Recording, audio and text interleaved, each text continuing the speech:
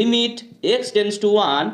Sign 2x square minus x minus 1 এর value কত। আমরা দেখো এটা লিমিটের একটা ফরম্যাট কি শিখেছিলাম, limit x tends to a phi of f of x, এরকম যদি থাকে ফাংশনের মধ্যে যদি একটা ফাংশন থাকে তখন কি বলছিলাম, একটা ফাংশনকে বাইরে রেখে দেবো, ফাইটাকে বাইরে করলাম, লিমিট কার উপর আছে, এক্স টেন্স টু এ আছে, তাহলে এফ এক্স এর সাথে লিমিটটা করবো, তাহলে limit x tends to A F of x, তাহলে এটার ভ্যালু কী করে নির্ণয় করবো, সাইনটাকে বাইরে বের করে দেবো, তাহলে লিমিট এক্স টেন্স টু 1 আছে, তাহলে সাইন বাইরে থাকলো, লিমিট দেখো পার্ট হয়ে যাবে না লিমিটটা, এখানে